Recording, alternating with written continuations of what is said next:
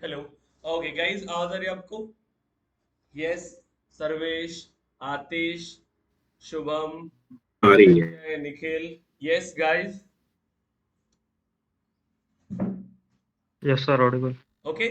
या okay guys, तो देखिए लास्ट सेशन में हमने सेल्सफोर्स के बारे में डिस्कस किया था एंड सीआरएम के बारे में हमने डिस्कस किया। ठीक है। सबसे पहले तो हमने ये समझा कि सेल्सफोर्स क्या होता है। ठीक है। मार्केट में सेल्सफोर्स की नीड क्या है। ठीक है। एक सीआरएम एप्लीकेशन का यूज क्या होता है। क्यों कोई कंपनी सीआरएम एप्लीकेशन को यूज करना चाहिए। करेक्ट।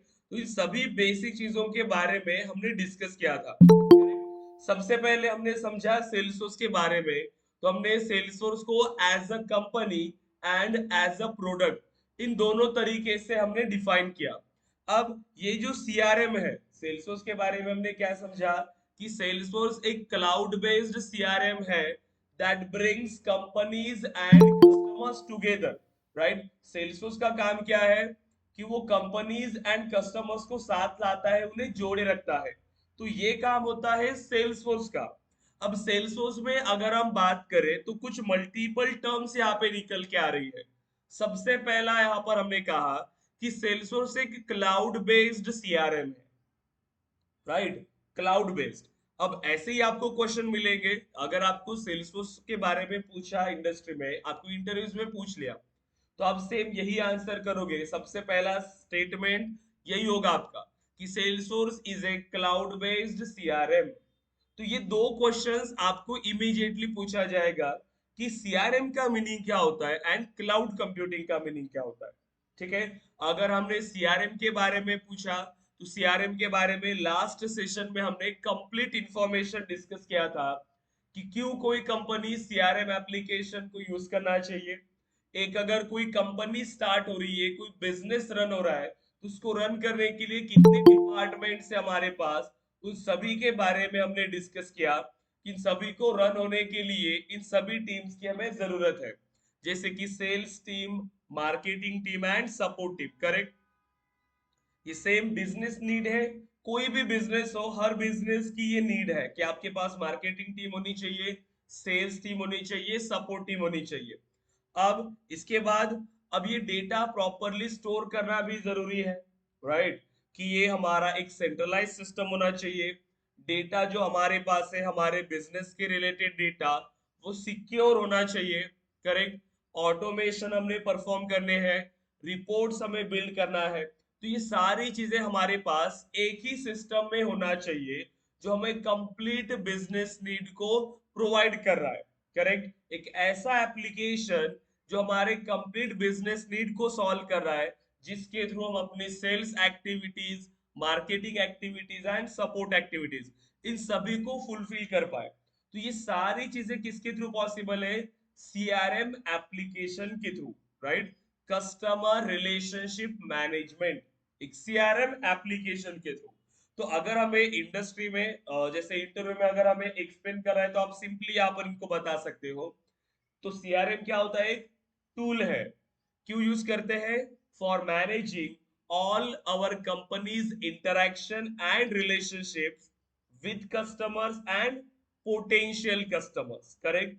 जिनसे हम अपने बिजनेस में, जो हमारे एग्जिस्टिंग कस्टमर्स है, उन्हें अपने बिजनेस के साथ जोड़े रखें और हमारे बिजनेस में हमेशा नए कस्टमर्स को लाए।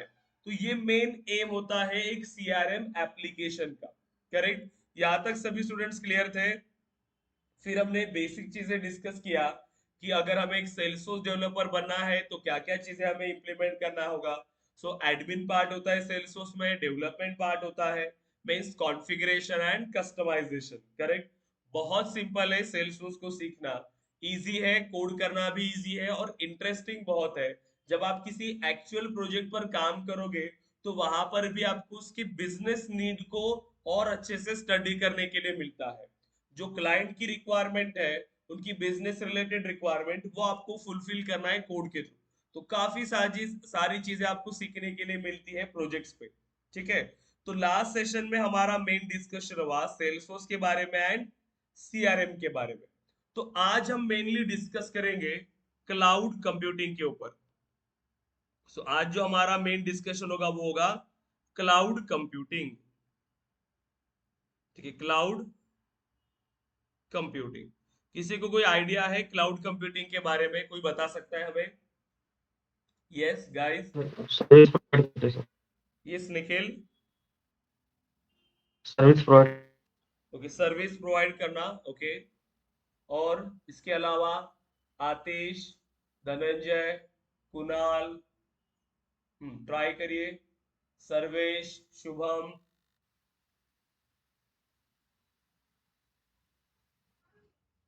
देखिए गाइस, सो बहुत बेसिक से स्टार्ट करते हैं। ठीक है, बहुत ही बेसिक से। अब देखिए, हम आईटी इंडस्ट्री में वर्क कर रहे हैं। ठीक है, ये आईटी रिलेटेड फील्ड है क्लाउड कंप्यूटिंग का भी। अगर हम बात करें तो हमारी इंडस्ट्री में कुछ कंपनीज है, राइट, बहुत सारी कंपनीज है। अगर मैं यहाँ पर नाम लिख रहा हूँ, देखिए, Google, Microsoft, Oracle, Adobe, correct. और कुछ मैं और भी कंपनीज के नाम लिख रहा हूँ, TCS, Accenture, Tech Mahindra,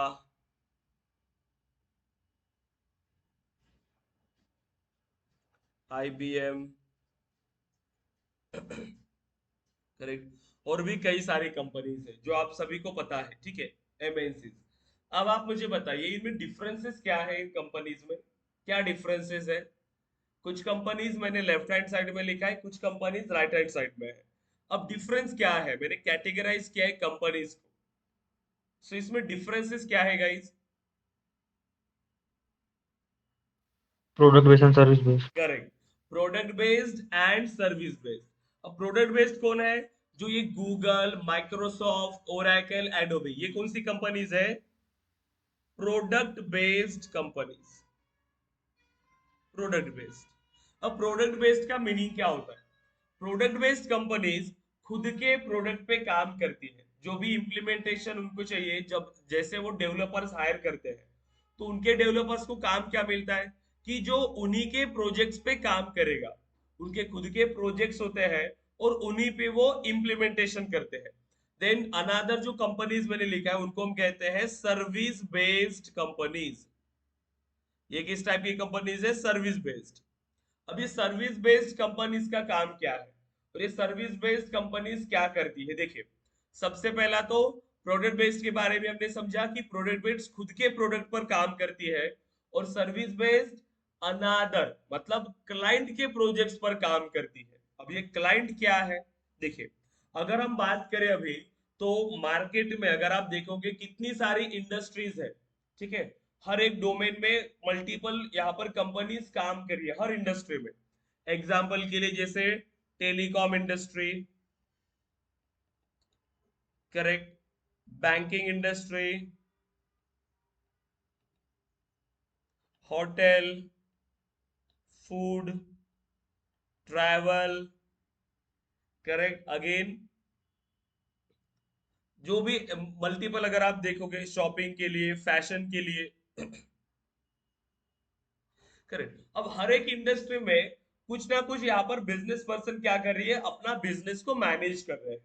correct, food से रिलेटेड, ट्रैवल से रिलेटेड, बैंकिंग से रिलेटेड, टेलीकॉम इंडस्ट्री है, कितनी सारी ऑनलाइन वेब सर्विसेज है। करेक्ट, ये सब कुछ यहाँ पर वर्क हो रहा है। अब ये ऐसे बहुत सारे लोग हैं, हर एक इंडस्ट्री में, हर एक डोमेन में कई सारे बिजनेसेस है जो काम कर रहे हैं। अब लास्ट सेशन में हमने तो ये समझा था कि क्या बिना सॉफ्टवेयर के ये कंपनीज रन हो सकती है? बताइए, क्या बिना सॉफ्टवेयर के ये कंपनीज रन हो सकती है? अगर हम बात करें यहाँ पर टेलीकॉम इंडस्ट्री, तो जैसे आप एग्जांपल ले सकते हैं, जैसे जियो हो गया नो। या एयरटेल है। ठीक है, बैंकिंग में जैसे एसबीआई है, एचडीएफसी, ठीक है, पीएनबी, इतने सारे बैंक्स है। होटल में जितने भी सारे होटल्स है, सभी को ऑनलाइन बुकिंग। अब आप देखोगे जितने भी बड़े बड़े होटल्स हैं, सभी में ऑनलाइन बुकिंग चलेगा। ऑनलाइन फूड अगर हमें डिलीवरी के लिए अगर हम बात करें तो जोमेटो या स्विगी, ट्रैवल आईआरसीटीसी, ठीक है, रेड बस। अब ये मल्टीपल पर्टिकुलर बिजनेस लाइन में अपने बिजनेस को मैनेज कर रहे हैं। बट आप इमेजिन करिए इसको बिना सॉफ्टवेयर के, ये कंपनीज रह सकती है क्या बिना सॉफ्टवेयर के? क्योंकि इनका काम ही है कि जो चीजें पहले मुश्किल से मिलती थी उनको और सिंप्लीफाई इन्होंने किया, लोगों का टाइम सेव किया, लोगों को कहीं जाने की जरूरत नहीं है, वो घर बैठे सारी चीजें कर सकते हैं। तो ये किसकी वजह से हुआ? इन एप्लीकेशंस की वजह से। करेक्ट। सिंपली बस एक आइडिया और उन्होंने इंप्लीमेंट किया, आज वो बड़े बिजनेसेस है। अब इनका बिजनेस कंप्लीटली सॉफ्टवेयर पे डिपेंड है। अगर सिंपल सा अगर किसी ने होटल भी ओपन किया, ठीक है, तो वो ऑनलाइन जाके कितना सारा बिजनेस कर सकता है जब वो ग्लोबली जाता है। करेक्ट, मतलब हर छोटे से छोटे बिजनेस को अब सॉफ्टवेयर की जरूरत है। करेक्ट, क्योंकि अगर आप पहले के अगर जमाने में देखोगे, अगर आज से 10 साल पहले के, कि अगर मुझे कोई अमाउंट ट्रांसफर करना है अपने फैमिली मेंबर्स को, ठीक है, अपने घर वालों के अकाउंट पर अगर मुझे अमाउंट ट्रांसफर करना है, तो सबसे पहले आपको अपने बैंक में जाना पड़ेगा, वहां से अमाउंट आप विड्रॉ करोगे, ठीक है, फिर वो अमाउंट लेके आपको जिस बैंक में डिपॉजिट करना है उस बैंक की लाइन में लगोगे, वहां डिपॉजिट करोगे। तो ये कितना लेंदी प्रोसेस था, टाइम कंज्यूमिंग था, बहुत ज्यादा टाइम वहां पर जा रहा था और आपको वहां पर प्रेजेंट रहना जरूरी था।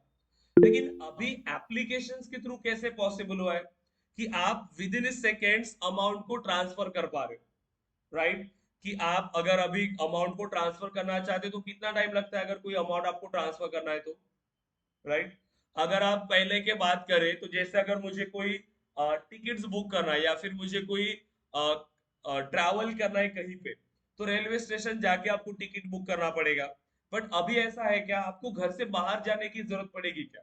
अगर आपको भूख लगी है, आप घर में बैठे हो और आपको फूड चाहिए, तो भी आपको कहीं जाने की जरूरत नहीं है, आप सिंपल मोबाइल से वो आपके घर बैठे ही ला सकते हो।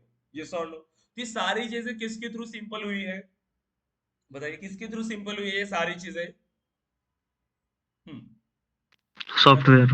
यस, शुभम, सर्वेश, धनंजय आपका कुछ क्वेश्चन है? Software yes Dhananjay. Application no no actually okay, ठीक है, तो ये सारी चीजें किसके थ्रू पॉसिबल हुई है? सॉफ्टवेयर के थ्रू। अब आप software without software in companies को इमेजिन भी नहीं कर सकते, और विदाउट सॉफ्टवेयर हम अपने डेली लाइफ को भी इमेजिन नहीं कर सकते, क्योंकि कितने सारे एप्लीकेशंस, कितने सारे सॉफ्टवेयर हम डेली लाइफ में यूज करते हैं। ठीक है। अब अब आप मुझे बताओ कि कोई भी अगर एक नई कंपनी स्टार्ट हो रही है या फिर जो एग्जिस्टिंग सॉफ्टवेयर को भी यूज कर रही है, क्योंकि ऐसा नहीं कि एक बार मैंने सॉफ्टवेयर बनाया तो उसका काम हो गया, नो, हमेशा उसको मेंटेनेंस रहता है, उसका अपडेशन होता है, क्योंकि हर बार हमें कुछ नए नए चेंजेस वहां पर करना पड़ेगा। जो भी यहाँ पर वर्क कर रहे हैं जो लोग हैं अपने बिजनेस में, तो हमेशा वो अपने एप्लीकेशन को इम्प्लीमेंट करते रहेंगे, नया चीज चेंजेस लाते रहेंगे, कुछ अपडेशन लाते रहेंगे, तो उनको सॉफ्टवेयर की जरूरत है। अब इस सॉफ्टवेयर को बिल्ड करने के लिए उसको किसकी जरूरत है? सॉफ्टवेयर डेवलपर्स का, राइट? अब कोई भी अगर एक normal company XYZ company start हुई, अब उनको अपने बिजनेस के लिए सॉफ्टवेयर चाहिए, तो सॉफ्टवेयर इनके लिए बिल्ड कौन करके देगा? क्योंकि इस कंपनी को तो इनके बिजनेस का नॉलेज है, अगर ये बैंक है तो इनको सिर्फ उनके बिजनेस का नॉलेज है, बैंक रिलेटेड, बट उनको सॉफ्टवेयर डेवलपमेंट नहीं आता, तो ये सॉफ्टवेयर डेवलप करने के लिए किसके पास जाएंगे? किसके पास जाएंगे? इन कंपनीज के पास जो है सर्विस बेस्ड, क्योंकि सर्विस बेस्ड कंपनीज का काम है कि क्लाइंट के लिए एप्लीकेशन को बिल्ड करके देना। प्रोडक्ट बेस्ड के पास जा सकती है क्या? प्रोडक्ट बेस्ड क्लाइंट के लिए एप्लीकेशन बिल्ड करते हैं क्या? नो, प्रोडक्ट बेस्ड खुद के प्रोडक्ट पर काम करते हैं, लेकिन सर्विस बेस्ड क्लाइंट के लिए काम करता है। अब प्रोडक्ट बेस्ड क्या करती है, देखिए, रियल टाइम की प्रॉब्लम को आइडेंटिफाई करके एक ऐसा सॉल्यूशन डिजाइन करते हैं, एक ऐसा एप्लीकेशन बनाते हैं जो रियल टाइम की काफी बड़ी प्रॉब्लम को सॉल्व कर पाएगा। ठीक है। अब इससे क्या होगा कि इससे वो उसी एप्लीकेशन के थ्रू अमाउंट को अर्न कर पाए। ठीक है, वही उनका इनकम सोर्स बन जाता है। जो भी उनको रिक्वायरमेंट है, जो भी उन्होंने समझा कि इस करंट मार्केट में इस चीज की रिक्वायरमेंट है, तो उसको फुलफिल करने के लिए हम क्या नया चीजें लाए, तो वो इनोवेटिव होते हैं, वो नई चीजों को लाने के लिए यहाँ पर ट्राई करते हैं हमेशा। जैसे अब इन्होंने क्या किया, जैसे सॉफ्टवेयर डेवलपमेंट हर बिजनेस की नीड है, तो इन्होंने क्या किया कि सॉफ्टवेयर डेवलप करने के लिए भी तो प्लेटफॉर्म की जरूरत है, तो वो प्लेटफॉर्म बना के दे दिया। जैसे माइक्रोसॉफ्ट का .NET फ्रेमवर्क है, जावा ओरेकल का है। अब एप्लीकेशन बिल्ड करना है तो हमें इनकी जरूरत पड़ेगी, राइट? जावा की जरूरत पड़ेगी या डॉटनेट की जरूरत पड़ेगी। अब इन्होंने XYZ कंपनी ने अगर सॉफ्टवेयर डेवलपमेंट के लिए TCS को सिलेक्ट किया कि इनका प्रोडक्ट बना के दे रहा है TCS। अब TCS ने बता दिया कि आपको इतना टाइम लगेगा, इतना जो भी एग्रीमेंट वगैरह जो कुछ है वो बता दिया कि हम इस जावा टेक्नोलॉजी में आपका प्रोडक्ट बनाने वाले हैं जावा में। ठीक है, सब कुछ यहाँ पर प्रॉपरली हो रहा है। लेकिन अब आप मुझे बताओ कि ये जो जावा प्रोडक्ट यहाँ पे है क्या ये फ्री होगा, क्या ये फ्री है? बताइए। अगर TCS जावा में प्रोजेक्ट बनाना चाहती है, और जावा किसका प्रोडक्ट है? वो है ओरेकल का। अब ओरेकल ने अपने डेवलपर्स लगाए, इतनी मेहनत करके वो प्लेटफॉर्म बनाया, तो क्या सभी को फ्री में देने के लिए बनाया क्या? नो, क्योंकि वो तो इनका इनकम सोर्स है, राइट? तो यहाँ पे क्या हो रहा है कि अगर TCS को एप्लीकेशन बिल्ड करना है तो जावा का लाइसेंस बाय करना पड़ेगा ओरेकल से। तो यहाँ पर अल्टीमेटली उनको पैसा जा रहा है। ठीक है, डेवलपमेंट का पैसा भी तो क्लाइंट की तरफ से आ रहा है।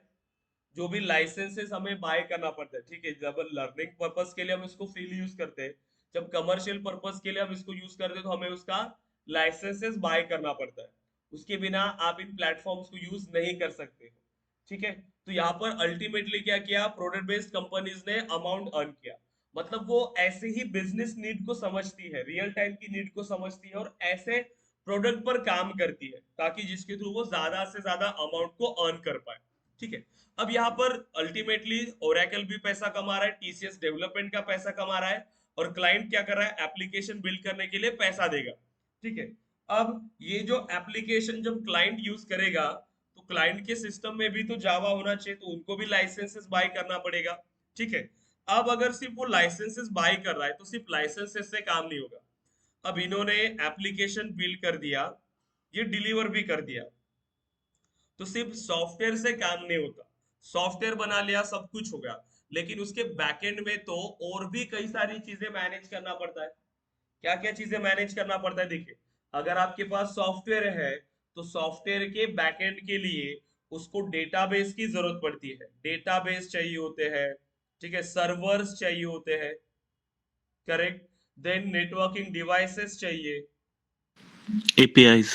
राइट। ये सारी चीजें हमारे पास होनी चाहिए, करेक्ट। देन यहाँ पर अगर हम प्रोग्रामिंग लैंग्वेज की बात करेंगे, देन ऑपरेटिंग सिस्टम उसको चाहिए, उसको इम्प्लीमेंट करने के लिए काफी सारी चीजें हैं। अब ये इतनी सारी चीजें हैं। अब अगर हम बात करें सिर्फ सर्वर का, तो सर्वर्स तो ऐसे नहीं कि बस कुछ कम प्राइस में आ जाएंगे। नो, सर्वर्स तो बहुत बड़े होते हैं। सर्वर्स को अगर आप बाय कर रहे हो तो कितना अमाउंट आपका जाएगा, राइट? अगर आप देखिए, इतना सर्वर आपने ले लिया, ठीक है, अब आपको जरूरत कितनी भी हो, जैसे सपोज करें कि आपको बहुत कम डेटा स्टोर करना है स्टार्टिंग में, बट जितना आपने सर्वर लिया है उतना तो आपको पे करना पड़ेगा, क्योंकि सर्वर का कॉस्ट तो कंप्लीट जाएगा ना आपको, जितना भी आप इन्वेस्ट कर रहे हो। आपने इतना सा यूज किया, बट आपको उसका प्राइसिंग पूरा देना पड़ेगा सर्वर का। अब सिर्फ सर्वर्स को लेने के बाद तो ऐसा नहीं होगा कि बस सर्वर ले लिया। अब ये इतने सारे आपके पास डेटाबेस है, नेटवर्किंग डिवाइसेस है। ओके गाइस, जस्ट 1 मिनट, हाँ ये डिस्कनेक्ट हो गया, मैं इसको फिर से कनेक्ट कर लेता हूँ। तो इतना सारा कॉस्ट कंपनीज को पे करना पड़ता है, क्योंकि जो अभी डिवाइसेस वगैरह यूज कर रहे हैं तो उनके लिए क्या करना पड़ेगा, उनका मेंटेनेंस भी आता है, देन उसका सिक्योरिटी आता है, उसका अपडेशन आता है। तो ये सारी चीजें अब कौन प्रोवाइड करेगा? अब जो कंपनीज है जिनको सिर्फ उनके बिजनेस का आइडिया है, उनके पास तो कोई टेक्निकल नॉलेज नहीं है, तो वो कैसे उसको मैनेज करेंगे, इंस्टॉलेशन अपडेशन वो कैसे करेंगे? अब ये क्वेश्चन आया, ये सॉल्व नो गाइस। अब ये क्वेश्चन आया, अब ये कौन सॉल्व करेगा? अब ये जो है नेटवर्किंग डिवाइसेस, प्रोग्रामिंग लैंग्वेज, ये सारी चीजें हैं। अब इसका इंस्टॉलेशन है, राइट, इसका इंस्टॉलेशन, अपडेशन, मेंटेनेंस, सिक्योरिटी, सारी चीजें भी तो देखना है। अब ये सारी चीजें कौन देखेगा? हम्म अब जो बैंक है उनको इन सारी चीजों का नॉलेज है क्या? नो, अब वो तो नहीं कर सकते। अब इनके लिए क्या हो सकता है, पहले तो सर्वर का कॉस्ट, ये सारा सेटअप करने के लिए कॉस्ट चला गया। अब इनको हैंडल करने के लिए भी उनको मैन पावर की जरूरत है, तो उनको क्या करना पड़ेगा, फिर से कुछ एम्प्लॉयज हायर करना पड़ेगा, डेवलप मतलब इंजीनियर्स हायर करना पड़ेगा, नेटवर्क इंजीनियर्स, एक नई टीम बिठानी पड़ेगी जो ये सारी चीजें मैनेज कर रही है। अब आप मुझे बताइए, इतना सारा कॉस्ट जा रहा है कि डेटाबेस, पहले तो सॉफ्टवेयर डेवलपमेंट का डिफरेंट खर्चा, उसके बाद डेवलप होने के बाद उसको बैकएंड में मैनेज करने का खर्चा कि सर्वर, डेटाबेस, नेटवर्किंग डिवाइसेस, फिर उसका हमेशा मेंटेनेंस रहेगा, सिक्योरिटी रहेगा, इंस्टॉलेशन, इसकी भी टेंशन आपको ही है, उनको सैलरी आपको देना पड़ेगा, तो ये कितना कॉस्टली जाएगा। अब आप मुझे बताओ कि कोई भी अगर मिड स्केल बिजनेस है तो क्या वो इस एप्लीकेशन को यूज कर पाएंगे? क्या अभी वो डायरेक्टली एप्लीकेशन के लिए जा सकते हैं क्या? अगर उनका उतना बजट नहीं है, बिजनेस भी अच्छा खासा रन हो रहा है, बट ये जो कॉस्ट इतना ज्यादा लगेगा, क्या इसके लिए वो रेडी होंगे? बताइए, अफोर्ड कर पाएंगे क्या वो इतना सारा कॉस्ट? एक small No, scale not business possible. और मिड स्केल बिजनेस तो अफोर्ड नहीं कर पाएगा। अब ये मेन चैलेंज था किसके पास? प्रोडक्ट बेस्ड कंपनीज, इनके लिए, प्रोडक्ट बेस्ड कंपनीज, क्योंकि जैसे अगर सॉफ्टवेयर डेवलपमेंट नहीं होगा तो ये अमाउंट कैसे अर्न करेगी, राइट? और प्रोडक्ट बेस्ड कंपनीज का काम वही है कि वो क्या करती है, एक रियल टाइम की प्रॉब्लम को आइडेंटिफाई करके सॉल्यूशन बिल्ड करती है। तो इन्होंने क्या किया, एक नया सॉल्यूशन प्लान किया। देखिए, मेन रीजन क्या है कि सॉफ्टवेयर बिल्ड करना तो सभी की जरूरत है, सॉफ्टवेयर सभी को चाहिए, बट वो बिल्ड क्यों नहीं कर रहे? इस रीजन की वजह से, इस रीजन की वजह से वो बिल्ड नहीं कर रहे। अब इन्होंने क्या किया, एक नया आइडिया लाया। देखिए, अब आइडिया क्या है, अब जैसे भी हमें किसी चीज की जरूरत पड़ती है, अगर वो हम कंप्लीटली बाय करेंगे तो बहुत ज्यादा कॉस्ट जाएगा। ठीक है, एग्जाम्पल के लिए, जैसे अगर आपको, आप अभी कॉलेजेस में है या ऑफिस में है, अब कॉलेज में टाइम में बहुत सारा हमारे पास सबमिशन होता था कि हम क्या करेंगे, डेली हमारे पास कुछ काम आता है कि इंटरनेट से हमें कुछ प्रिंट आउट्स निकालने होते हैं और कॉलेज में सबमिट करना पड़ता है। तो उसके लिए क्या क्या चीजों की जरूरत चाहिए आपको? लैपटॉप, इंटरनेट, पेपर्स चाहिए, प्रिंटर चाहिए, करेक्ट? अब ये आपका डेली काम है कि आपको इंफॉर्मेशन निकालना पड़ता है और वो कॉलेज में जाके सबमिट करना पड़ेगा उसका, कुछ पेपर्स का प्रिंट आउट निकाल के। अब ये आपका काम है। अब ये तो कॉस्टली है, अगर आप ये सोचो कि ये सब कुछ आप अगर बाय कर रहे हो, लैपटॉप अगर आपने लिया उसका कॉस्ट, इंटरनेट अगर आपने लगवाया उसका कॉस्ट, पेपर्स, प्रिंटर, कितना कॉस्टली जाएगा। अब आप मुझे बताओ, हर कोई इसको अफोर्ड कर पाएगा क्या? हर कोई इसको अफोर्ड नहीं कर पाएगा। अब इसके लिए सॉल्यूशन क्या है?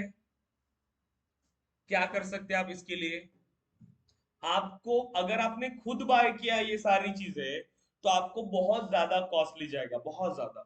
इसके बाद इसका मेंटेनेंस भी आपको ही करना पड़ेगा, इसका इंस्टॉलेशन भी आपको ही करना पड़ेगा, क्योंकि इतना सारा कॉस्टली चीजें हैं तो उसको सिक्योर भी करना जरूरी है, उसकी सर्विसिंग करना जरूरी है प्रिंटर्स का, राइट? तो ये कॉस्टली जाएगा, हर कोई तो इसको अफोर्ड नहीं कर सकता। अब इसके लिए क्या सोल्यूशन है? आप इंटरनेट कैफे जा सकते हो ना, यस और नो? आप इंटरनेट कैफे जा सकते हो ये सेम काम करने के लिए। आपका क्या है कि डेली की 5 या 10 प्रिंट आउट्स मुझे निकालनी है। अब ये काम के लिए अगर आप ये सारी चीजें खुद से बाय करोगे तो बहुत ज्यादा कॉस्ट जाएगा, बट यही काम आपका बहुत कम इसमें हो रहा है। अब देखिए, इंटरनेट कैफे में अगर आप जा रहे हो, लैपटॉप आपका है क्या? लैपटॉप आपका नहीं है, लैपटॉप भी कोई और आपको दे रहा है, इंटरनेट भी किसी और का है बट आपको मिल रहा है, पेपर्स किसी और के हैं, प्रिंटर किसी और का है। अब ये सारी सर्विसेज किसी और की है, आप क्या कर रहे हो, इन सर्विसेज को यूज कर रहे हो, आप क्या, एक यूजर, आप इन सर्विसेज को यूज कर रहे हो। अब जितना आप इन सर्विसेज को यूज करोगे उतना आप उनको पे करते हो, राइट? कि जैसे अगर आपने 10 प्रिंट आउट्स निकाले तो 10 प्रिंट आउट्स के हिसाब से आप उनको पैसे दोगे, कितना टाइम आपने इंटरनेट यूज किया उतना टाइम उनको पे करोगे। बाकी का टाइम फिर वो चाहे यूज करे या ना करे, वो उसकी रिस्पॉन्सिबिलिटी है। आप सिर्फ जितना यूज करोगे आपको उतना ही पे करना है। आपको ज्यादा पे करना है क्या? नो। ये जो चीजों की जरूरत मुझे थी, ये भी मुझे बाई करने की जरूरत ना पड़ी, वो किसी और ने मुझे प्रोवाइड कर दिया। उसके पास था, बस मैंने यूज किया, और जितना मैंने यूज किया उनको उतना हमने पे किया। तो यही सेम कंसेप्ट आया आपके क्लाउड कंप्यूटिंग में। क्लाउड कंप्यूटिंग को ही हम इसीलिए कहते हैं पे पर यूज मॉडल या IT services on demand. Right. Cloud computing के लिए ही हम इन टर्मिनोलॉजीज का यूज करते हैं। सो क्लाउड कंप्यूटिंग, और इसी को हम कहते हैं on demand IT services. On demand IT services और पे पर यूज मॉडल। देखिए, अब जितना हमें चाहिए था, जो सर्विसेज हमें चाहिए थी, वो कोई और हमें प्रोवाइड कर रहा है। एज अ यूजर हम बस उस सर्विसेज को यूज कर रहे हैं। अब यहां पर भी सेम चीजें हो रही है। सभी को सॉफ्टवेयर यूज करना है, लेकिन सॉफ्टवेयर यूज करने के लिए उनको क्या करना पड़ रहा है, यहाँ पे बहुत सारा इन्वेस्ट करना पड़ रहा है। इतना सारा वो अफोर्ड नहीं कर पाएंगे। जो भी बैकएंड के लिए उनको ये जो चीजों की जरूरत है, वो उसको यूज नहीं कर सकते। तो इसके लिए क्या सोल्यूशन डिजाइन किया इन्होंने, कि आप क्या करो, हम क्या करेंगे कि क्लाइंट के लिए जो चीजों की दिक्कत है, अब उनको नहीं कहेंगे कि आपको उनको लेना है, हम ये चीजें प्रोवाइड करेंगे उनके लिए। क्योंकि उनको क्या चाहिए, उनको तो सिर्फ सॉफ्टवेयर चाहिए, तो हम उनको सिर्फ सॉफ्टवेयर प्रोवाइड करेंगे। अब उसको मैनेज करने के लिए बैकएंड में जो चीजें चाहिए, वो हम प्रोवाइड करेंगे। डेटाबेस हम प्रोवाइड करेंगे, सर्वर्स हम प्रोवाइड करेंगे, ठीक है, ऑपरेटिंग सिस्टम, उसका देन इंस्टॉलेशन, उसका मेंटेनेंस, सिक्योरिटी, सब कुछ हम करेंगे। क्लाइंट के पास सिर्फ सॉफ्टवेयर होगा, क्योंकि क्लाइंट को सिर्फ सॉफ्टवेयर चाहिए। अब बैकएंड में जो सारी चीजें उनको खुद मैनेज करना पड़ता था, वो सब कुछ हम देखेंगे। और क्लाइंट क्या करेगा, सिर्फ उन सर्विसेज को यूज करने का पैसा देगा, क्योंकि क्लाइंट को ये सारी चीजें नहीं चाहिए थी। उनको नहीं चाहिए कि वो खुद से ये सारी चीजें करे, क्योंकि उनके काम का सिर्फ सॉफ्टवेयर है। तो यही मेन कंसेप्ट आया आपके क्लाउड कंप्यूटिंग का। ठीक है, तो जो भी बैकएंड में चीजें यूज होती थी, जो भी हार्डवेयर हो गया या सॉफ्टवेयर हो गया, वो कोई और आपको प्रोवाइड कर रहा है, और एज अ यूजर आप सिर्फ उन सर्विसेज को यूज कर रहे हो। करेक्ट। तो सिंपल लैंग्वेज में अगर आपको एक्सप्लेन करना है, तो आप सिंपली बता सकते हो। देखिए, so cloud computing is a technology in which whatever IT services you need, everything is provided by cloud providers. कौन प्रोवाइड कर रहा है आपको? Cloud providers. देखिए, so cloud computing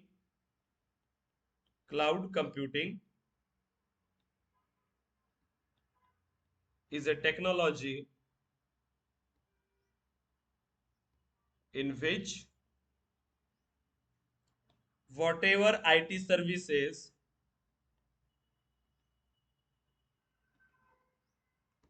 you need, everything is provided by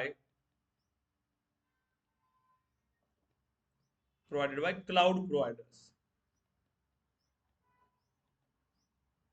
And as a user, as a user, you just need an internet connection, an internet connection to access the services, to access the services. देखिए, as a user हम क्या है, सिर्फ उन services को access करते हैं internet के थ्रू। लेकिन बैकएंड में जो सारी चीजें हमें चाहिए, वो हम खुद मैनेज करते हैं क्या? नो। वो कौन प्रोवाइड कर रहा है हमें? क्लाउड प्रोवाइडर्स प्रोवाइड कर रहे हैं। अब ये जो हम आईटी सर्विसेज की बात यहाँ पर कर रहे हैं, आईटी सर्विसेज, ये जो आईटी सर्विसेज हमें प्रोवाइड हो रही है, ये हार्डवेयर के फॉर्म में हो सकता है, या फिर ये सॉफ्टवेयर के फॉर्म में भी हो सकता है। जो भी आईटी सर्विसेज हमें मिल रही है, अब ये डिपेंड करता है कि हमारी रिक्वायरमेंट क्या है। अब इन सर्विसेज को, ये जो क्लाउड कंप्यूटिंग की सर्विसेज को भी इन्होंने डिस्ट्रीब्यूट किया है, ठीक है, तीन पार्ट्स में। मेनली इसके तीन पार्ट्स होते हैं। सबसे पहला, infrastructure as a service, infrastructure as a service. Second, platform as a service, platform as a service. And third, software as a service. देखिए, infrastructure as a service, platform as a service and software as a service. जब भी हम इनको implement करते हैं cloud computing पे, तो ऐसा नहीं कि हर किसी क्लाइंट की रिक्वायरमेंट सेम रहेगी। सभी को डिफरेंट डिफरेंट पर्पस के लिए उसको यूज करना है। अब किसी को कंप्लीट सॉफ्टवेयर चाहिए, रनिंग सॉफ्टवेयर, या फिर किसी को सिर्फ इंफ्रास्ट्रक्चर चाहिए, या किसी को सिर्फ प्लेटफॉर्म चाहिए, तो वो प्रोवाइड होता है यहाँ पर देखिए, सॉफ्टवेयर एज ए सर्विस, या प्लेटफॉर्म एज ए सर्विस, या इंफ्रास्ट्रक्चर एज ए सर्विस। देखिए, अब अगर हमें एक एप्लीकेशन बिल्ड करना है क्लाउड पे, तो क्लाउड प्रोवाइडर से हमें क्या चाहिए? सबसे पहले तो स्पेस, क्योंकि जहां पर आप बिल्ड करोगे, जहां पर आपका कोड रन होगा, जहां पर आपकी फाइल्स सेव होंगी, तो वो होगा आपका इंफ्रास्ट्रक्चर। मतलब आपका डेटाबेस पार्ट, आपका सर्वर पार्ट, वो हो गया आपका इंफ्रास्ट्रक्चर, कि उनके सर्वर पे आपको एक स्पेस मिल जाए। तो अगर आप चाहते हो कि मुझे सिर्फ स्पेस चाहिए, दिन वहां पर मैं अपनी फाइल्स को स्टोर करूंगा, वहां फिर मैं अपना प्लेटफॉर्म इंस्टॉल करके वहां पर एप्लीकेशन बिल्ड करूंगा, तो वो हो गया आपका इंफ्रास्ट्रक्चर एज अ सर्विस। जैसे अगर मुझे घर बनाना है, सो घर बनाने के लिए सबसे पहले चीज क्या चाहिए? मुझे जगह चाहिए, स्पेस चाहिए, करेक्ट? तो वो होता है आपका इंफ्रास्ट्रक्चर। सेकंड आता है आपका प्लेटफॉर्म। प्लेटफॉर्म का मीनिंग क्या होता है? Platform is place where our code is execute. अपना जो कोड एग्जीक्यूट होता है उसको हम कहते हैं प्लेटफॉर्म, ठीक है? जिसमें आपके डेवलपमेंट टूल्स आते हैं, ऑपरेटिंग सिस्टम्स आती है, ठीक है? सब कुछ जहां पर आपका कोड एग्जीक्यूट हो रहा है, आप कोई भी कोड करो वो वहां एग्जीक्यूट होगा, वो आपका प्लेटफॉर्म होता है। मतलब जिसके ऊपर आप कोड करके एप्लीकेशन को बिल्ड करने वाले हो। मतलब कभी कभार हमारी रिक्वायरमेंट क्या होती है कि हमें कंप्लीट प्लेटफॉर्म चाहिए, सॉफ्टवेयर हमें नहीं चाहिए, टीम हमारे पास है, हमें बस एक क्लाउड बेस्ड प्लेटफॉर्म चाहिए जहां पर हम खुद कोड करके अपने सॉफ्टवेयर को बिल्ड कर पाए।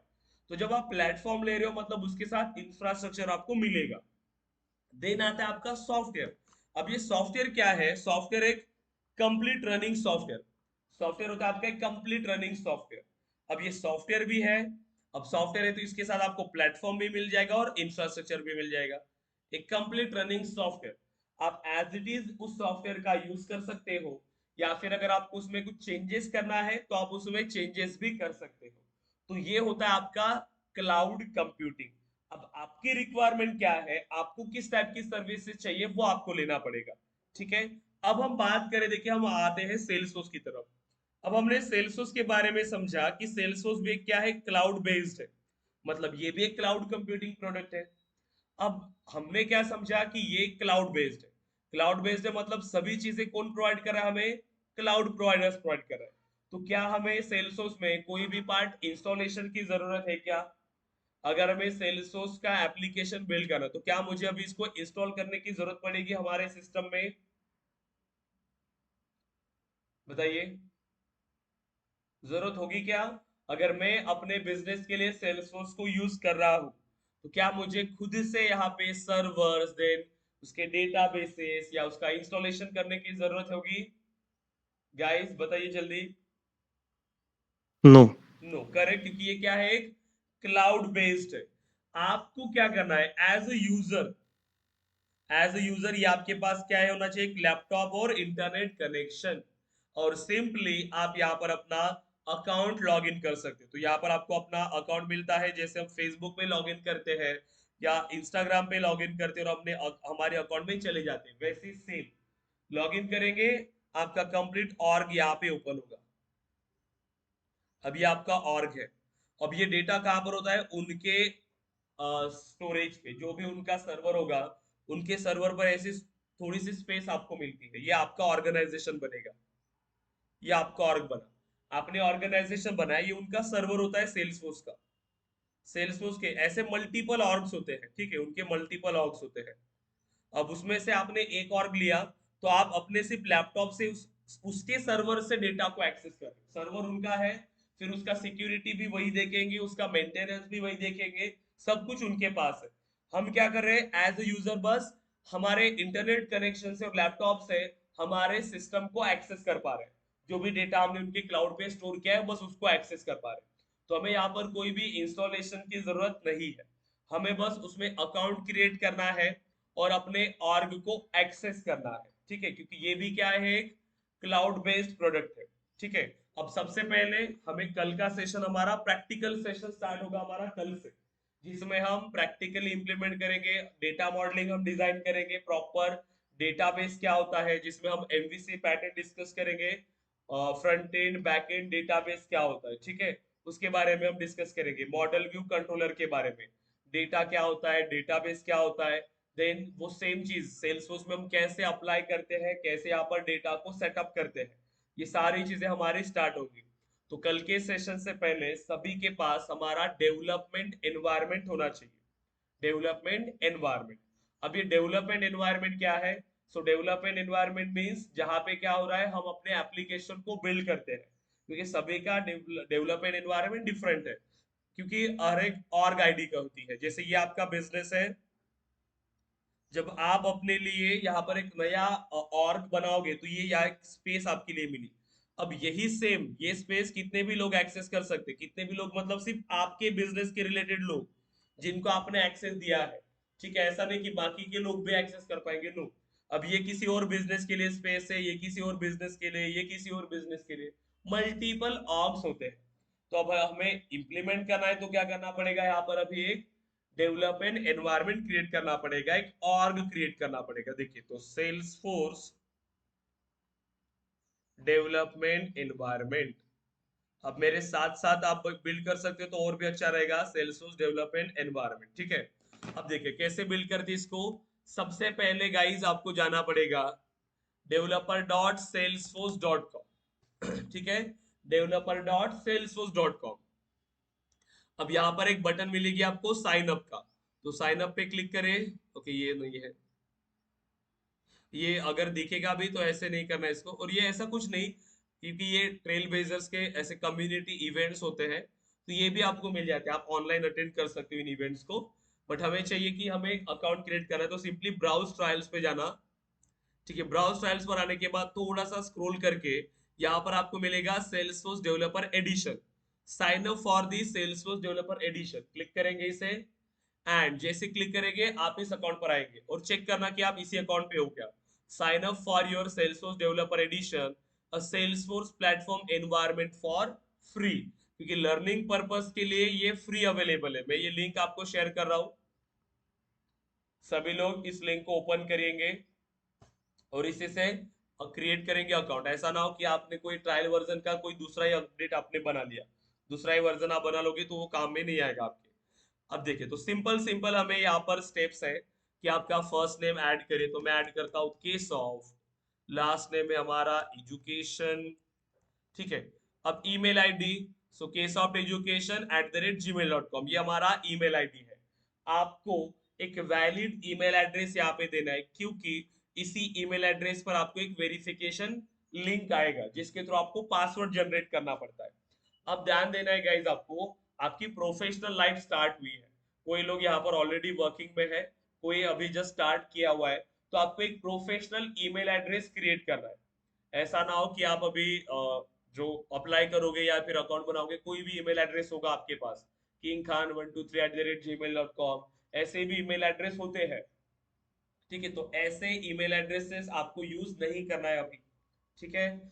अब जैसे सेल्सफोर्स का अकाउंट बनाओगे उसके लिए प्रॉपरली एक ईमेल एड्रेस आज बना लीजिए आप, ठीक है, क्योंकि इसका ये सेल्सफोर्स का अकाउंट, उसके बाद फिर हम ट्रेलेड के बारे में डिस्कस करेंगे, तो ट्रेलेड का अकाउंट, फिर सर्टिफिकेशंस का अकाउंट एंड लिंक्डइन जहां से हम अप्लाई करेंगे। तो ये अपने प्रोफेशनल जर्नी के लिए सिर्फ आपका एक स्पेशल ईमेल एड्रेस होना चाहिए। उस ईमेल एड्रेस पे, उस ईमेल एड्रेस से आपको कहीं पर भी रजिस्टर नहीं करना है, सिर्फ जॉब्स वेबसाइट्स के अलावा कहीं पर भी रजिस्टर नहीं करना है। तो ये ईमेल एड्रेस आपका स्पेशली सिर्फ जॉब के लिए होगा, ठीक है, आपके प्रोफेशनल के लिए। बाकी आपको हर जगह पर कहीं ना कहीं साइन अप करना पड़ता है, कुछ अकाउंट बनाते हो आप, किसी वेबसाइट पर जाते हो, तो उसके लिए डिफरेंट ईमेल एड्रेस आप रखोगे, ठीक है, डमी ईमेल एड्रेस। लेकिन अभी जो प्रोफेशनल जर्नी है उसके लिए एक प्रॉपर ईमेल एड्रेस आपको क्रिएट करना, अगर आपके पास है तो आप उसे ही यूज कर पाओगे, ठीक है। अब तो ये वैलिड ईमेल एड्रेस होगा क्योंकि इस पर हमारा ईमेल आएगा। जॉब रोल सिंपली आप ऐड करोगे डेवलपर, कंपनी नेम अब ये बाद में भी चेंज हो सकता है, अभी फिलहाल के लिए आप केस ऑफ एजुकेशन को ऐड कर लीजिए, ठीक है। देन कंट्री, अब जो आपका कंट्री है आप ऐड करोगे, देन स्टेट, जो आपका स्टेट है वो आप ऐड करोगे। पोस्टल कोड, में एक डमी पोस्टल कोड यहाँ पर ऐड कर रहा हूँ, जो आपका पोस्टल कोड है आपको प्रॉपर ऐड करना है, ठीक है। उसके बाद आपका यूजर नेम, अब यूजर नेम देखिए, यूजर नेम आपका ईमेल एड्रेस के फॉर्म में होना चाहिए, प्लस ये यूजर नेम अभी सेल्सफोर्स में जितने भी यूजर्स है, किसी भी यूजर्स के साथ मैच नहीं होना चाहिए, यूनिक होना चाहिए। तो जो भी नाम आप दे सकते हो, बस ईमेल एड्रेस के फॉर्म में होना चाहिए, @ होना चाहिए, डॉट होना चाहिए, ऐसा आपको यूजर नेम क्रिएट करना है। या फिर फर्स्ट टाइम अगर आप इस ईमेल एड्रेस से बना रहे हो तो सेम आप यूज कर सकते हो। तो मैं यहाँ पर ऐड करता हूँ देखिए,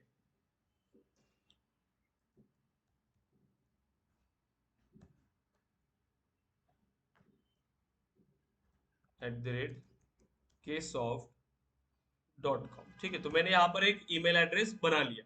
ठीक है, तो ये मेरा हो गया।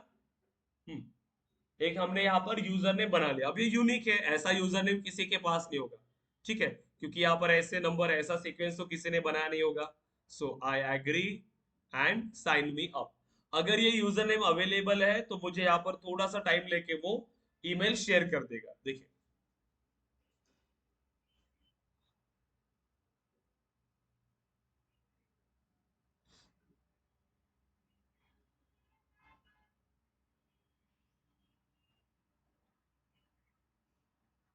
ओके।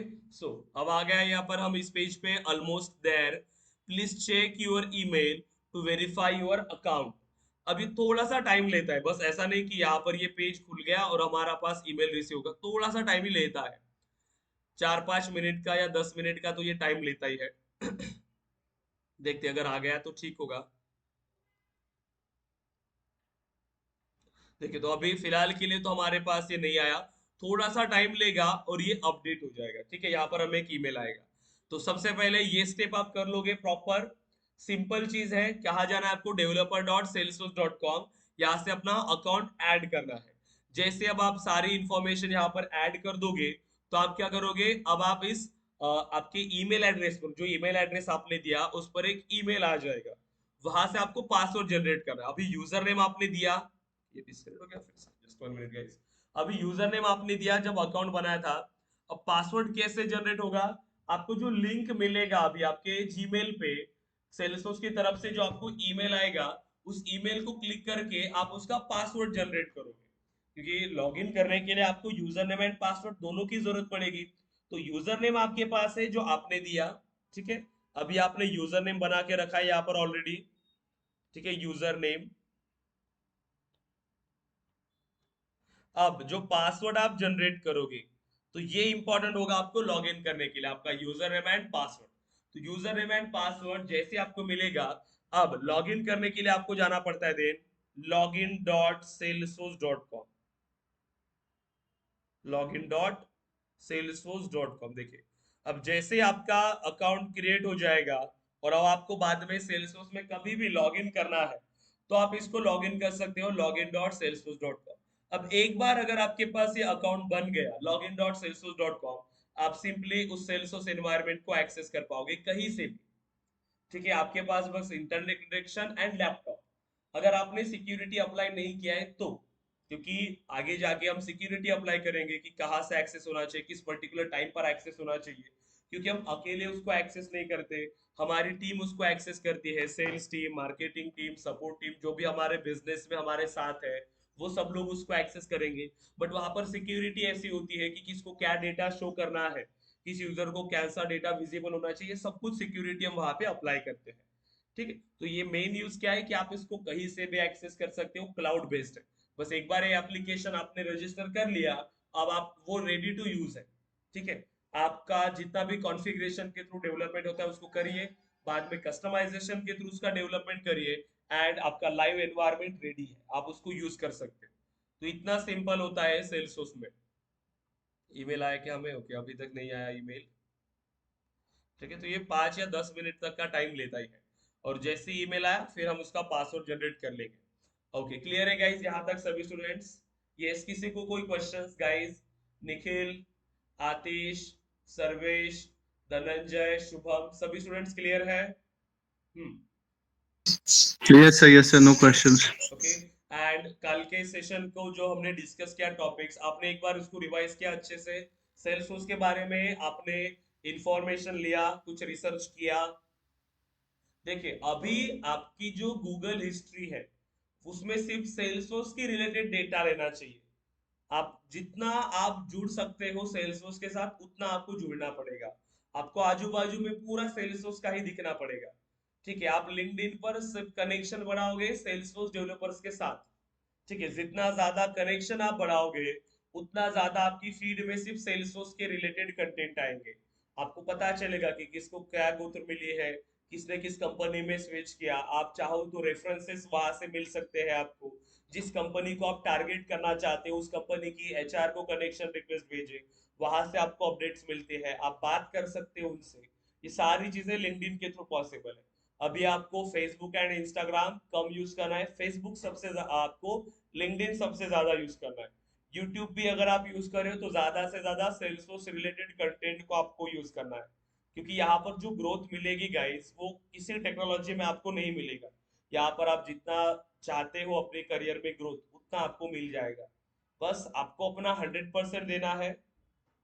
ठीक है, एंड जितना अच्छे से करोगे उतना ज्यादा ग्रोथ आपको मिलेगा। लेकिन अगर आप नहीं करोगे तो नहीं मिलेगा, क्योंकि हर जगह पर सेम है।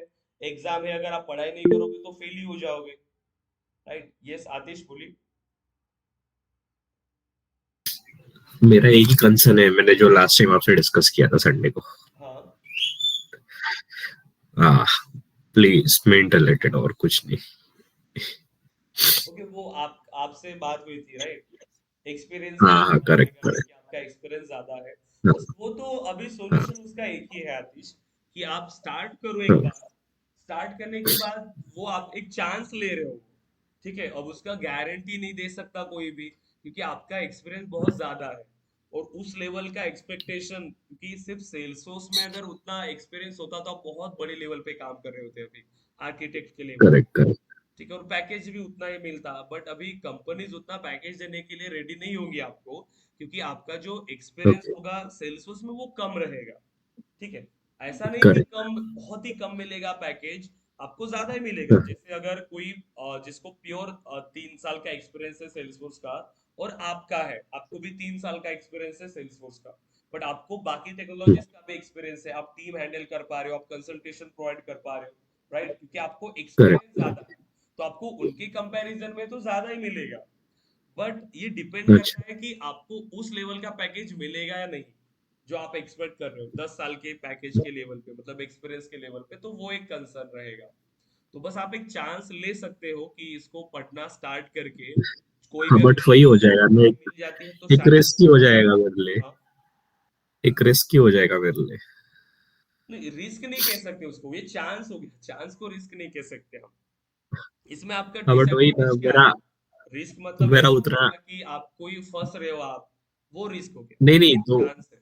प्रॉब्लम कैसा हो जाएगा कि मेरा उतना टाइम इन्वेस्ट हो जाएगा, ऐसा हो जाएगा नहीं, फिर। टेक्नोलॉजीज में तो तो टाइम वेस्ट नहीं होता। अगर आप एक ही कंपनी में, सेम इन्वेस्ट हो जाएगा, कंपनी में, अगर इन्वेस्ट हो आप आपकी जाएगा। कंपनी में है क्या सेल्सफोर्स में कुछ वर्क, क्या बोले आपने? आपकी कंपनी में वर्क होता है क्या सेल्सफोर्स पे? थोड़ा होता है, इंटीग्रेशन होता है सिर्फ। हाँ, तो वहां पर आप स्विच कर सकते हो इंटरनली। अब हमारे पास तो ऐसे नहीं, स्टूडेंट्स हैं यहाँ जिन्होंने इंटरनल स्विच नहीं होगा जैसे यहाँ इस पे पे। काम किया है, जो टेस्टिंग होता है, टेस्टिंग पे वगैरह इंटरनली स्विच किया है सेम कंपनी में। टीसीएस हो गया, ओके। एचसीएल हो गया, ऐसे जो लोग हैं कंपनीज में, तो उन्होंने इंटरनली स्विच किया। तो ये भी पॉसिबल है। बट वो आपको चांस लेना पड़ेगा अगर आप ग्रोथ चाहते हो थोड़ा, क्योंकि हर कंपनी का ये भी नहीं कह सकते कि वो नहीं होगा, वो देने के लिए रेडी भी हो सकता है उतना। अगर आपने 3 के अलावा ओके। 4 साल का एक्सपीरियंस सेल्सियस में शो करिए, एटलीस्ट उतना भी आपको मिला या थोड़ा सा हाइक भी मिला आपके करंट पैकेज पे, तो एक बार स्टार्ट हो गया तो वो पैकेज कभी कम में नहीं आएगा। हर कंपनी में जब आप आगे जाओगे तो आपको पैकेज वो उससे ज्यादा ही सिर्फ वही मिलेगा। तो है, सिर्फ इशू वही है, एंट्री का ही इशू है और कुछ हम्म, नहीं।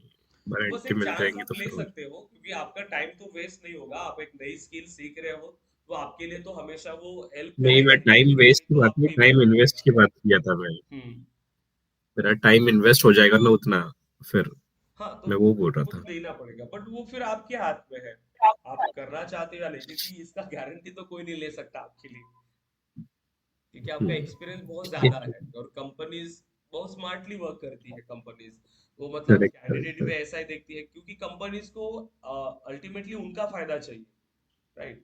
अगर वो किसी बराबर। डेवलपर को करेक्ट। हायर करे तो वो उनके लिए हायर कर रही है। डेवलपर्स को अच्छी सैलरी मिले इनके लिए हायर नहीं करती। वो यही सोचेंगे कि मैं अगर उनको इतना सैलरी दे रहा हूँ तो मुझे उससे दुगना उन्होंने काम करके देना चाहिए। उनका ये रहता है। तो वैसे बराबर। चांस ले सकते हो आप, ये अब डिपेंड करता है आप पर। ओके ठीक है, और भी डिस्कस करेंगे आगे इसके बारे में। ठीक है, तो देखिए गाइस, ठीक। अब जैसे हमने रजिस्टर किया, हमें देखिए एक ईमेल आ गया, welcome to Salesforce, verify your account. अब हमें ये अकाउंट वेरीफाई करना होता है, सिंपल चीज है। हमने यहाँ पर यूजर नेम दिया था, ठीक है। अब ये इंस्टेंस यूआरएल हमारे लिए क्रिएट होता है, ठीक है। अब यहाँ पर इस बटन को जब हम क्लिक करेंगे वेरीफाई अकाउंट, देखिए सिंपल आ जाते हैं हम लोग सेल्सफोर्स की वेब पेज पे, रिसेट पासवर्ड, एंड यहाँ से अब हमें पासवर्ड को जनरेट करना पड़ेगा। देखिए, तो एक सिंपल पासवर्ड यहाँ पे जनरेट कर लेते हैं, जो भी पासवर्ड आपको रखना है। इनको यहाँ पर मैच होना चाहिए कि 8 कैरेक्टर्स होने चाहिए, 1 लेटर 1 नंबर, इस टाइप का पासवर्ड आपको बिल्ड करना पड़ेगा, ठीक है। ओके, एक सिक्योरिटी क्वेश्चन, इनकेस अगर आप पासवर्ड भूल गए तो आप उसको रिस्टोर करने के लिए कोई भी सिक्योरिटी क्वेश्चन यहाँ पर ऐड कर सकते हो, ठीक है। देन एंड सिंपली करें चेंज पासवर्ड। अब आपने यूजर नेम, ये आपका यूजर नेम बन गया, राइट। और जो पासवर्ड अभी आपने दिया वो पासवर्ड, अब इसके थ्रू देखिए आप यहाँ पे लॉग इन कर पा रहे हो। अब आप आ गए आपके सेल्सफोर्स अकाउंट में। अब ये आपका सेल्सफोर्स अकाउंट है, कंप्लीट रनिंग एप्लीकेशन, राइट, क्योंकि ये क्या एक सॉफ्टवेयर है। अब इस सॉफ्टवेयर में हमारे पास दो ऑप्शन है, एक स्क्रैच है ये, ठीक है, स्क्रैच और गेट, इसमें कोई भी इंप्लीमेंटेशन नहीं हुआ है। काफी सारी चीजें यहाँ पे दिया हुआ है कि आप कॉन्फ़िगर करिए, उन चीजों को सेटअप करिए एंड यूज करिए, ठीक है। इनके अलावा आपको ज्यादा फंक्शनलिटी चाहिए तो आप कोड करिए, सब कुछ कस्टमाइजेबल है इसमें, ठीक है। क्योंकि मैंने आपको कहा सेल्सफोर्स ने बहुत स्मार्ट तरीके से इसको वर्क किया है, कंप्लीट रनिंग एप्लीकेशन है।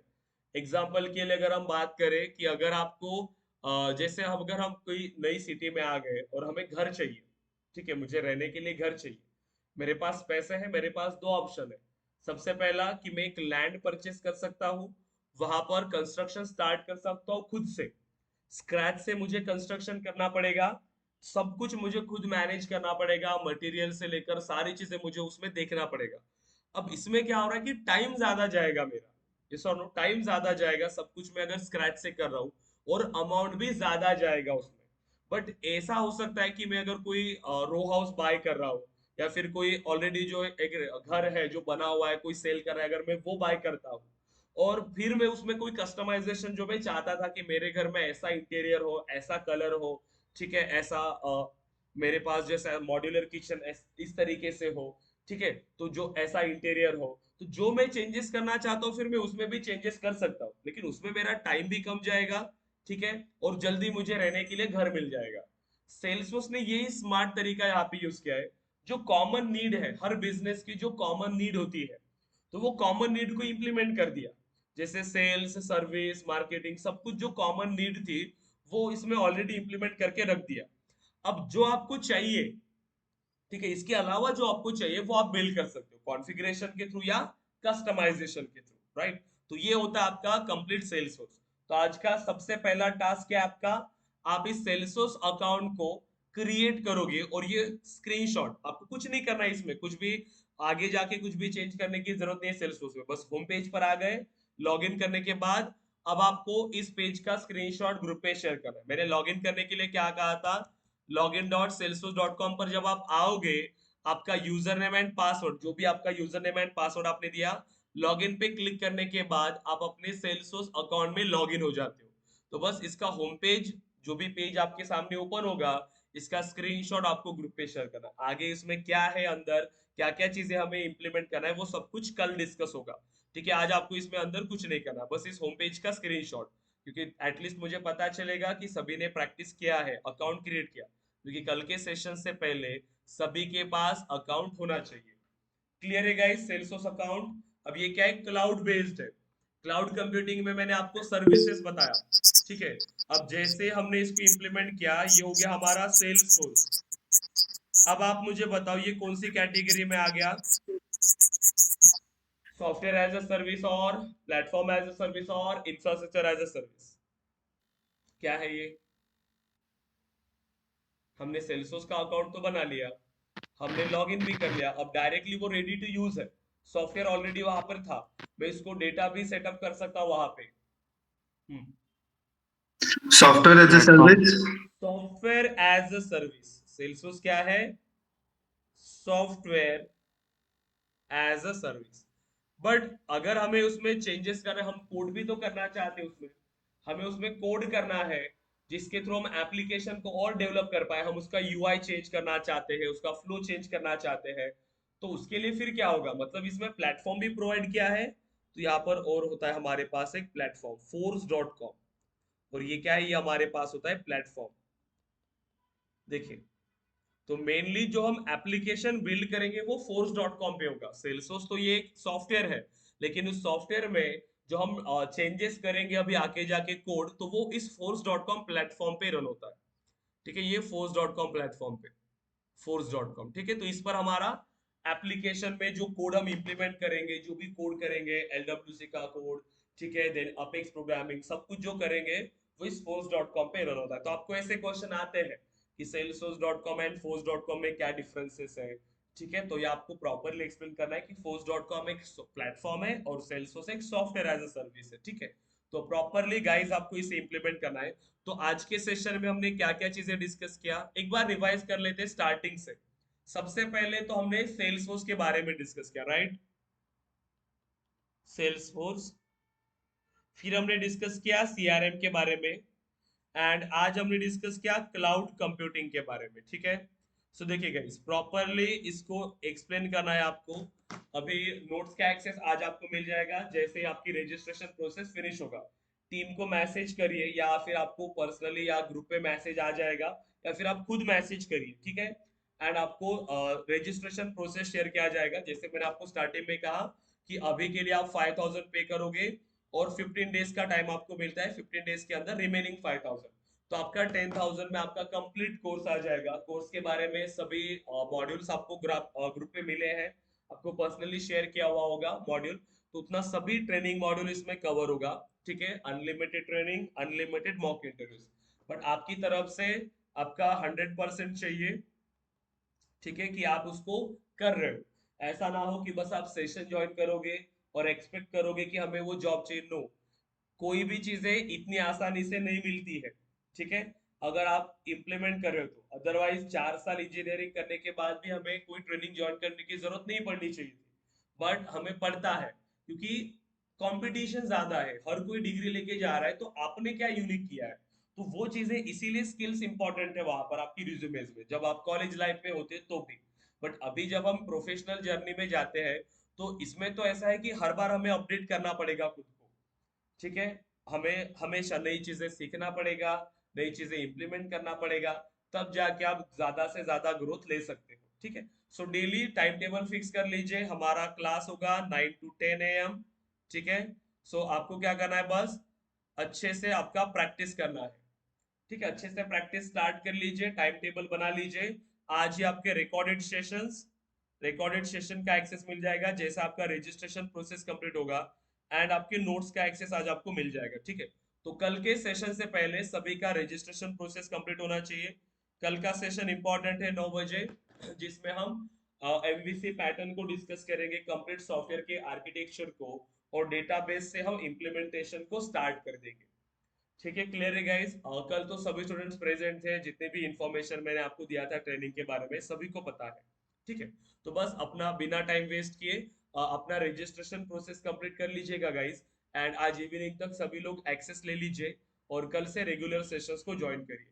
और डेली ये ट्राई करना कि आज जो टॉपिक हमारा फिनिश हुआ है, कल के सेशन से पहले आप उस टॉपिक से रिलेटेड जितना भी टास्क आपको असाइन किया गया था, या फिर जो भी आपको नोट्स था, जिसका भी जो थेरोटिकल क्वेश्चन है, वो आप उतना कंप्लीट कर लो, ताकि किसी भी मोमेंट पर आप रेडी रहो इंटरव्यूज के लिए। क्योंकि आप सोचे, कॉलेज टाइम में जब होते थे, हम एक दिन पढ़ाई करके एग्जाम क्लियर करते थे, तो आप सोचे कि अगर हम डेली पढ़ेंगे तो ज्यादा से ज्यादा मार्क्स ले सकते थे, जो हम बाद में रियलाइज होता है डिग्री मिलने के बाद, राइट। तो इसीलिए ये चीज अभी से फॉलो करना पड़ता है हमें, ठीक है। क्लियर है गाइस? निखिल, आतिश, सर्वेश, Yes, sir. जय, शुभम, क्लियर है सभी स्टूडेंट्स? या Yes, sir. ओके गाइस, ठीक है। तो अपना रजिस्ट्रेशन प्रोसेस कंप्लीट कर लीजिए गाइस, टीम को मैसेज करके, एंड अपना एक्सेस ले लीजिए। तो कल मिलते हैं अगेन 9 बजे, ठीक है। Yes, sir. Okay, Thank guys. you. तो कल अगेन 9 बजे मिलेंगे सभी स्टूडेंट्स। या ओके गाइस, सो आप लोग डिस्कनेक्ट कर सकते हैं गाइस अभी। Okay guys, thank you.